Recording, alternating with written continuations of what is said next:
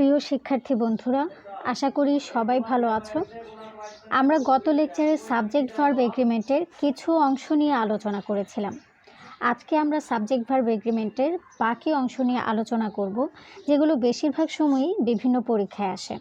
তাহলে চলো উদাহরণের মাধ্যমে দেখে আসি যার কোন কোন বিষয়গুলো আমাদের সাবজেক্ট ভার্ব এগ্রিমেন্টের সাথে জড়িত। আমরা যে উদাহরণটি দেখতে পাচ্ছি সেটি হচ্ছে জন, as well as his friends, want to drop the course, অর্থাৎ জন তার বন্ধুদের সাথে কোর্সটি ছেড়ে দিতে চায়, অথবা বন্ধুদের সাথে জনও কোর্সটি ছেড়ে দিতে চায়। এটি হচ্ছে আমাদের এই বাক্যের অর্থ। এখন আমাদেরকে বুঝতে হবে যে এই বাক্যটির মূল সাবজেক্ট কোনটি এবং সেই অনুযায়ী ভার্বের সাথে সাবজেক্টের মিল রয়েছে কি নেই। আমরা গত লেকচারে বলেছিলাম যে সাবজেক্ট সিঙ্গুলার হলে ভার্বও সিঙ্গুলার হবে এবং সাবজেক্ট প্লুরাল হলে ভার্বও প্লুরাল হবে। তো এখানেও আমাদেরকে দেখতে হবে সাবজেক্ট সিঙ্গুলার না প্লুরাল, তাহলেই আমরা ভার্বটিকেও সিঙ্গুলার বা প্লুরালে রূপান্তরিত করতে পারবো। তো এখানে আমরা দেখতে পাচ্ছি জন কমায়ের পর রয়েছে as well as his friends। এখানেও আমরা একটি নিয়ম বা পদ্ধতি অনুসরণ করতে পারি, আর সেটি হচ্ছে যে as well as এর আগে যেই সাবজেক্টটি থাকবে সেটিই হচ্ছে কোনো বাক্যের মূল সাবজেক্ট।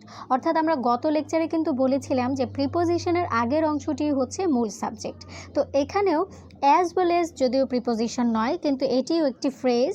এই ফ্রেজের মাধ্যমে আমরা বলতে পারি যে as well as এর আগের বাক্যটি বা as well as এর আগের সাবজেক্টই হচ্ছে মূল সাবজেক্ট। তো যেহেতু as well as এর আগে রয়েছে জন, তার মানে এই বাক্যের সাবজেক্ট কোনটি? এই বাক্যের সাবজেক্ট হচ্ছে জন। আর জন যদি এই বাক্যের সাবজেক্ট হয়, এখন আমাদেরকে বুঝতে হবে যে জন শব্দটি আসলে সিঙ্গুলার না প্লুরাল। কারণ আমরা জানি যে ভার্বকে সিঙ্গুলার বা প্লুরাল এ রূপান্তরিত করতে গেলে অবশ্যই সাবজেক্ট সিঙ্গুলার না প্লুরাল সেটিকে আগে বুঝতে হবে। তো যেহেতু আমরা দেখতে পাচ্ছি জন একজন ব্যক্তি, তার মানে কি এটি সিঙ্গুলার সাবজেক্ট। যেহেতু জন সিঙ্গুলার সাবজেক্ট, তাহলে এখন আমাদেরকে খুঁজে বের করতে হবে যে ভার্ব কোনটি। আমরা যদি as well as এই অংশটিকে বাদ দিই, তাহলে আমাদের কোন অংশটি থাকে? তাহলে আমাদের থাকে want to drop the course। তো এই অংশটুকু আমরাও সহজেই বাদ দিলে যে অংশটুকু থাকে want, তার মানে এই বাক্যের সাবজেক্ট অনুযায়ী ভার্ব কোনটি? want হচ্ছে এই বাক্যের ভার্ব। যেহেতু want এই বাক্যের ভার্ব, এখন আমাদের প্রশ্ন কি ছিল যে সাবজেক্ট অনুযায়ী ভার্বকেও পরিবর্তন করতে হবে। তার মানে সাবজেক্ট আমাদের সিঙ্গুলার, তো ভার্ব আমাদের কি হয়ে যাবে? সিঙ্গুলার হয়ে যাবে। আর আমরা আগের লেকচারে কিন্তু বলেছিলাম যে সাবজেক্ট ভার্ব যদি সিঙ্গুলার হয় তাহলে সেটিকে এস বা ইএস যুক্ত করতে হয়। তাহলে আমরা দেখতে পাচ্ছি ওয়ান্টের সাথে কোনো প্রকার এস বা ইএস যুক্ত নেই। তার মানে এখানে যদি আমরা একটি অতিরিক্ত এস যুক্ত করে দিই, তাহলে কি হয়ে গেল? ওয়ান্টস হয়ে গেল। আর ওয়ান্টস এটি সিঙ্গুলার সাবজেক্ট। তাহলে এই বাক্যটির যদি আমরা জিস্ট বাক্য লিখি, তাহলে কিন্তু আমরা আরও ভালোভাবে বুঝতে পারবো যে সাবজেক্ট কোনটি এবং সেই অনুযায়ী ভার্বের মিল রয়েছে কি নেই। তাহলে আমরা এই বাক্যের জিস্ট বাক্যটি লিখি। এই বাক্যের জিস্ট বাক্যটি তাহলে কি? এই বাক্যের জিস্ট বাক্যটি হচ্ছে John wants to drop the course, অর্থাৎ জন কোর্সটি ছেড়ে দিতে চায়। আর এখান থেকে কিন্তু আমরা বুঝতে পারছি যে এই বাক্যের সাবজেক্ট হচ্ছে জন এবং এই জন সাবজেক্ট অনুযায়ী ভার্বও পরিবর্তন হয়েছে সিঙ্গুলার হিসেবে, অর্থাৎ ওয়ান্টস হয়ে গেছে। তো এরকম আমরা আরও কিছু উদাহরণ করি যেগুলো সাবজেক্ট ভার্ব এগ্রিমেন্টে বেশিরভাগ সময়ই বিভিন্ন প্রতিযোগিতামূলক পরীক্ষায় আমরা দেখতে পাই। আমরা যে বাক্যটি দেখতে পাচ্ছি সেটি হচ্ছে neither the players nor the trainer were in the room when the thief broke in the door। অর্থাৎ খেলোয়াড়েরা বা প্রশিক্ষক কেউই ঘরে ছিল না যখন চোর দরজা ভেঙে ভিতরে ঢুকেছিল। এটি হচ্ছে আমাদের এই বাক্যের অর্থ। এখন আমাদেরকে বুঝতে হবে যে এই নিদার নরের নিয়মটি কী বা নিদার নরের ক্ষেত্রে সাবজেক্ট কোনটি, কারণ সেই সাবজেক্ট অনুযায়ী আমাদেরকে ভার্ব পরিবর্তন করতে হবে। আর নিদার ডট ডট নর এই বাক্যাংশটির ক্ষেত্রে বা নিদার ডট ডট নর যেখানে থাকবে সেই বাক্যের ক্ষেত্রে আমরা যে নিয়মটি ব্যবহার করব সেটি হচ্ছে যে নরের পর যেই ভার্বটি থাকবে এবং সেই ভার্বের কাছাকাছি যেই সাবজেক্টটি থাকবে সেই অনুযায়ী ভার্বকে সঠিক করতে হবে। অর্থাৎ এখানে আমরা দেখতে পাচ্ছি neither the players nor the trainer were, অর্থাৎ নরের পর যে সাবজেক্টটি রয়েছে সেটি হচ্ছে দ্য ট্রেনার এবং পরে যে ভার্বটি রয়েছে সেটি হচ্ছে ওয়্যার। তো আমরা এখানে বলতে পারি যে ওয়্যারের আগের সাবজেক্টটিকে দ্য ট্রেনার, ওয়্যারের আগের সাবজেক্ট যেহেতু দ্য ট্রেনার এবং এর আগে যেহেতু নর রয়েছে, তার মানে এই বাক্যের সাবজেক্ট কোনটি? এই বাক্যের মূল সাবজেক্ট হচ্ছে দ্য ট্রেনার। এছাড়াও এই নিয়মটিকে আমরা আরও একটু সহজভাবে যদি বলি সেক্ষেত্রে আমরা বলতে পারি যে নরের পরবর্তী যে সাবজেক্টটি রয়েছে সেটাই হচ্ছে ওই বাক্যের মূল সাবজেক্ট। তো আমরা এখানে দেখতে পাচ্ছি নরের পর রয়েছে দ্য ট্রেনার, তার মানে কি এই বাক্যের মূল সাবজেক্ট কোনটি? এই বাক্যের মূল সাবজেক্ট হচ্ছে দ্য ট্রেনার। এখন দ্য ট্রেনার কি? সিঙ্গুলার সাবজেক্ট, কারণ একজন প্রশিক্ষকের কথা বলা হয়েছে। এখানে যদি ট্রেনার্স থাকতো অর্থাৎ একটি অতিরিক্ত এস যুক্ত থাকতো তাহলে সেটি প্লুরাল হয়ে যেত। যেহেতু এখানে অতিরিক্ত এস নেই তার মানে এটি সিঙ্গুলার সাবজেক্ট। তো এখন সাবজেক্ট যেহেতু সিঙ্গুলার, ভার্ব আমাদের কি হবে? সিঙ্গুলার হবে। কিন্তু আমরা এখানে দেখতে পাচ্ছি দ্য ট্রেনারের পর রয়েছে ওয়্যার, যেটি প্লুরাল ভার্বকে নির্দেশ করে। তো ওয়্যার যেহেতু প্লুরাল ভার্বকে নির্দেশ করে, এখন আমাদেরকে সিঙ্গুলার ভার্ব এখানে বসাতে হবে। আর ওয়্যারের সিঙ্গুলার কি? ওয়্যারের সিঙ্গুলার হচ্ছে ওয়াজ। অর্থাৎ আমরা এখানে যেটি বুঝলাম সেটি হচ্ছে যে ওয়্যার দেওয়াতে বাক্যটি ভুল হয়ে গেছে। আমাদের সঠিক বাক্যটি কি? সঠিক বাক্য হচ্ছে neither the players nor the trainer was in the room when the thief broke in the door. অর্থাৎ এখানে ওয়্যার না হয়ে ওয়াজ হবে, কারণ আমাদের সাবজেক্ট হচ্ছে সিঙ্গুলার। আবার এই বাক্যটির যদি জিস্ট বাক্য আমরা লিখি তাহলেই কিন্তু আমরা আরও সহজভাবে বুঝতে পারবো যে বাক্যটির সাবজেক্ট কোনটি এবং সেই অনুযায়ী ভার্ব ওয়াজ যে বসেছে সেটির সাথে মিল রয়েছে কি নেই। তাহলে আমরা জিস্ট বাক্যটি লিখি। এই বাক্যের জিস্ট বাক্যটি হচ্ছে not the trainer was in the room, অর্থাৎ ট্রেনার বা প্রশিক্ষক রুমে ছিলেন না। নর বলতে আমরা না বোধক শব্দকে বুঝি। তো তাহলে এখান থেকেও কিন্তু আমরা সহজেই বুঝতে পারছি যে সাবজেক্ট হচ্ছে দ্য ট্রেনার এবং তার পাশাপাশি বসেছে ওয়াজ, এবং ওয়াজ হচ্ছে এই বাক্যের ভার্ব। আর এই জিস্ট বাক্য থেকে কিন্তু আমরা সহজে বুঝতে পারছি যে সাবজেক্টও সিঙ্গুলার, ভার্বও সিঙ্গুলার হয়ে গেছে। তাহলে বন্ধুরা, আমরা নিয়মটি যদি আরও একবার রিকল করি সেক্ষেত্রে আমরা বলতে পারি যে নরের পরবর্তী সাবজেক্টটি হচ্ছে নিদার ডট ডট নর। এই নিয়মের মূল সাবজেক্ট বা এই নিয়মে যতগুলো সেন্টেন্সে আমরা দেখি না কেন সবগুলো সেন্টেন্সের ক্ষেত্রে নরের পরবর্তী যে সাবজেক্টটি থাকবে সেটি হচ্ছে ওই বাক্যের মূল সাবজেক্ট, এবং সেই সাবজেক্ট থেকে আমরা খুব সহজে ভার্বটিকেও আইডেন্টিফাই করতে পারবো।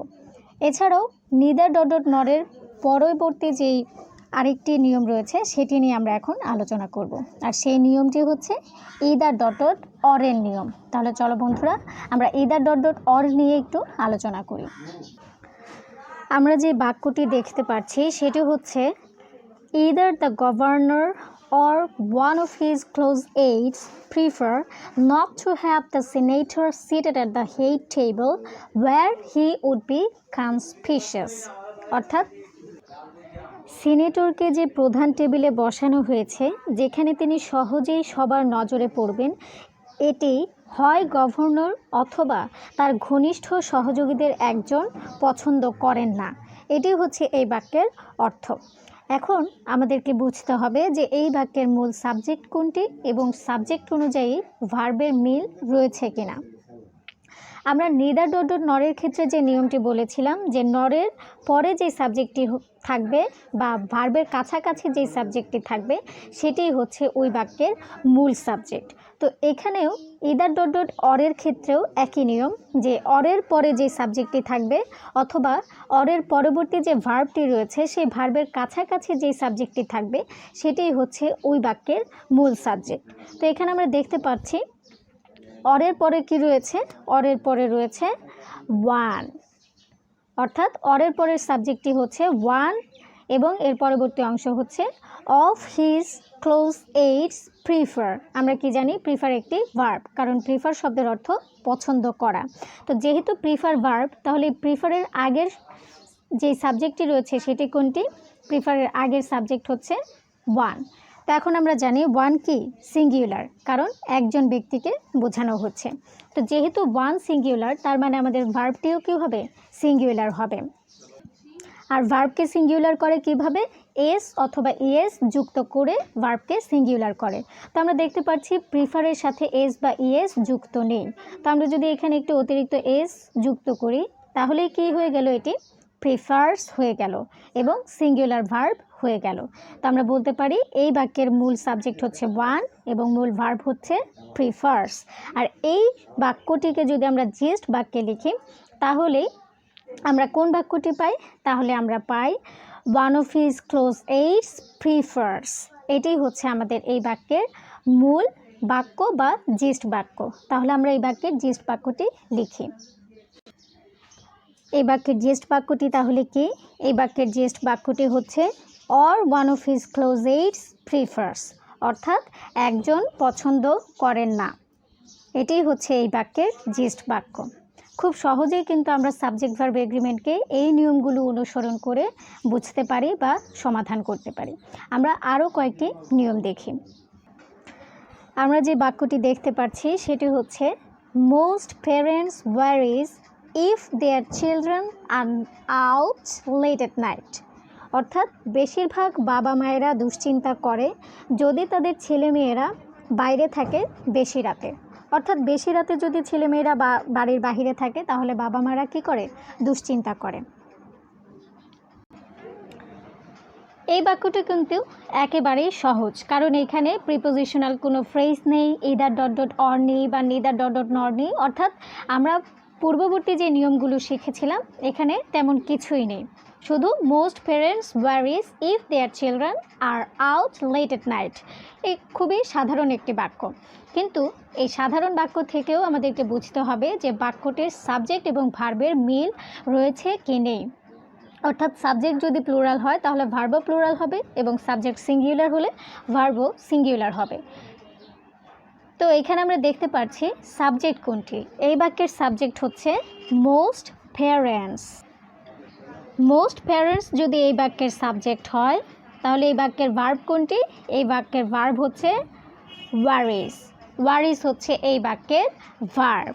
কিন্তু এখন আমাদেরকে বুঝতে হবে যে মোস্ট প্যারেন্টস এই সাবজেক্টটি সিঙ্গুলার না প্লুরাল। আমরা দেখতে পাচ্ছি এখানে মোস্ট প্যারেন্টস শব্দটির সাথে কিন্তু একটি অতিরিক্ত এস যুক্ত আছে। যেহেতু এস যুক্ত আছে, তার মানে কি? এটি একটি প্লুরাল সাবজেক্ট। যেহেতু প্যারেন্টস শব্দটি প্লুরাল সাবজেক্ট, তার মানে আমাদের ভার্বও কী হবে? ভার্বও প্লুরাল হতে হবে। কিন্তু ওয়ারিজ শব্দটির সাথে ইএস যুক্ত আছে। আর আমরা আগে কিন্তু বলেছিলাম যে ভার্বকে সিঙ্গুলার করতে হয় ইএস যুক্ত করার মাধ্যমে বা এস যুক্ত করার মাধ্যমে। তো এখানে যেহেতু ইএস যুক্তই রয়েছে, তার মানে কি? এটি সিঙ্গুলার ভার্ব। এখন এই সিঙ্গুলার ভার্বকে আমাদের প্লুরাল ভার্বে রূপান্তরিত করতে হবে। আর ওয়ারিজ শব্দের প্লুরাল ভার্ব কি? ওয়ারিজ শব্দের প্লুরাল হচ্ছে ওয়ারি। তাহলে আমরা সেন্টেন্সটি লিখি। তাহলে এই বাক্যের সঠিক বাক্যটি কি? এই বাক্যের সঠিক বাক্যটি হচ্ছে most parents worry if their children are out late at night, অর্থাৎ বেশিরভাগ বাবা মায়েরা তাদের সন্তান যদি বেশি রাতে বাহিরে থাকে তাহলে দুশ্চিন্তা করেন। এটি হচ্ছে এই বাক্যের অর্থ।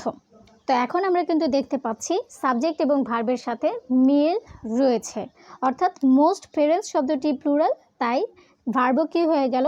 প্লুরাল হয়ে গেল। আর প্লুরাল ওয়ারিজ শব্দের প্লুরাল হচ্ছে ওয়ারি।